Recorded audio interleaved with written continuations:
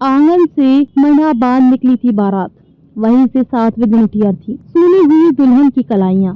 पहलगाम में आतंकी हमले में मारे गए विनय नरवाल का बुधवार को करनाल में अंतिम संस्कार हुआ। बहन सृष्टि, पिता राजेंद्र और चचेरे भाई ने उन्हें मुख्य अग्नि दी। हरियाणा के लाल को अंतिम विदाई देने के लिए जन सैलाब उमड़ पड़ा। सभी ने नम आंखों से विदाई दी। अप्रैल माह की 16 तारीख और सेक्टर 7 में खुद बनाए अपने सपनों के घर का आंगन, जहां मंडा बांधने के बाद नई जिंदगी की शुरुआत के लिए लेफ्टिनेंट विनय नरवाल की बारात निकली थी। लेकिन ठीक 7वें दिन बुधवार को उसी जगह से विनय की अर्थी उठी। जिस जगह पर मंगल गीत गाए जा रहे थे, वहां अब चीख पुकार मची है। सप्ताह भर में ही घर की खुशियां मातम में बदल गईं और माता पिता के अलावा दादा दादी को भी जिंदगी भर का दर्द दे गई। वहीं सबसे बड़ा दर्द पत्नी हिमांशी के लिए है, जिसने अभी ससुराल के माहौल को भी ठीक से समझा नहीं था। पति के साथ उनकी शादी के बाद होने वाली कई रस्में भी शेष थीं। जिस मंडे को खुशियों के साथ बांधा गया था, उसे भी खोलना भी बाकी था। कश्मीर के पहलगाम में आतंकियों ने महज 6 दिनों में 7 जन्मों के लिए बंधन में बंधे विनय और हिमांशी के रिश्ते को खत्म कर दिया। मंडा एक रस्म होती है जिसे लड़के की शादी से पूर्व प्रत पूजन करके घर के आंगन में मटके के ढक्कन आदि को सुतली में पिरोकर बांधा जाता है और शादी संपन्न होने के बाद उसे खोलते हैं।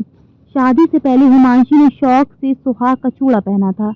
अब पति के जाते ही चूड़ा उतरने पर कलाइयां सूनी पड़ गईं। अब बेसुध हिमांशी को समझ नहीं आ रहा कि उसकी खुशियों भरी जिंदगी की शुरुआत में ही ये कैसे हो गया। साथ जीने मरने की खाई कसम को आतंकियों ने तोड़ दिया। हाथों में सजा सुहाग का चूड़ा भी उतारा गया। वहीं इकलौते बेटे की शादी का दादा और पिता ने सेक्टर 7 स्थित घर में जश्न मनाया था। मंगलवार रात तक मिठाइयां थीं, लेकिन अचानक गम का माहौल बन गया। घटना का एक वीडियो सामने आया है जिसमें हिमांशी कह रही है, मैं अपने पति के साथ भेलपुरी खा रही थी। एक आदमी आया और कहा ये मुस्लिम नहीं है, फिर गोली मार दी। दिल्ली में उनके पार्थिव शरीर पर हिमांशी रोती रही और उन्हें सैल्यूट किया।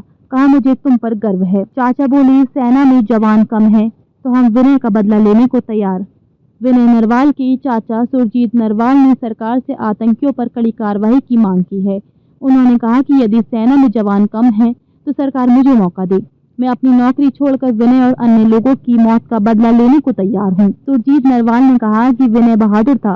कॉल पर उसकी पत्नी ने बताया था कि विनय ने 1-2 आतंकियों को तो अकेले ही पकड़ लिया था। इस दौरान एक आतंकी ने उसे गोली मार दी। उन्होंने प्रधानमंत्री से आतंकवाद पर कार्रवाई की मांग की है। पत्नी और मां को भेंट किया तिरंगा। इससे पहले हवाई मार्ग से लेफ्टिनेंट विनय के पार्थिव शरीर को कश्मीर से दिल्ली लाया गया, जहां दिल्ली की मुख्यमंत्री रेखा गुप्ता ने भी श्रद्धांजलि अर्पित की। इसके बाद दिल्ली से नौसेना के एम्बुलेंस से पार्थिव शरीर करनाल लाया गया। शिवपुरी में अंतिम संस्कार से पहले नौसेना ने उन्हें सैन्य सम्मान भी दिया। पार्थिव शरीर से हटाकर तिरंगा मां आशा और पत्नी हिमांशी को भेंट किया गया। पत्नी बोली मेरा तो सब कुछ खत्म हो गया। शिवपुरी में अंतिम दर्शन स्थल पर जिस समय सभी श्रद्धांजलि अर्पित कर रहे थे, वहां अंतिम दर्शन के लिए विनय के मुंह से कपड़ा हटाया गया था। इस दौरान पत्नी ने उसके माथे को छूमा और बेसुध होते हुए बोली तुम क्यों चले गए, मेरा तो सब कुछ खत्म हो गया। पिता, माँ और दादा का भी रो कर बुरा हाल था। बहन सृष्टि भी अंतिम संस्कार के समय खुद को संभाल नहीं पाई। वो भी यही कहती रही, भैया तुम हमें छोड़कर क्यों चले गए। पार्थिव शरीर से लिपट कर रोई पत्नी।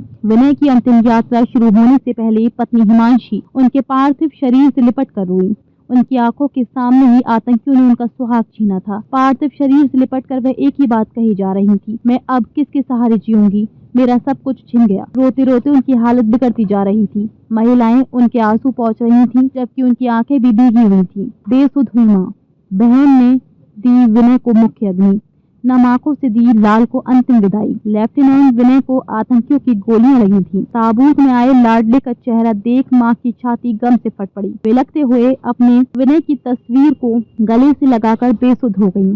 26 साल के इकलौते बेटे की मौत का पहाड़ सा दुख सीने में दबाकर पिता राजेश नरवाल ने खुद को संभालने की बहुत कोशिश की, लेकिन जैसे ही कफन हटाकर सेना के अधिकारियों ने लाडले का चेहरा दिखाया, वैसे ही उनकी आंखों से झरझर आंसू बहने लगे। वह भी कुछ देर के लिए बेसुध हो गई। होश आने पर बोले हमारी दुनिया उजड़ गई, कुछ नहीं बचा, ऐसा किसी के साथ ना हो। बहन सृष्टि का रो होकर बुरा हाल था। उन्होंने बिलखते हुए भाई की चिता को मुख्य अग्नि दी। पिता ने उनका साथ दिया। ये दृश्य देख हर किसी की आंखें आंसुओं से भीग गईं।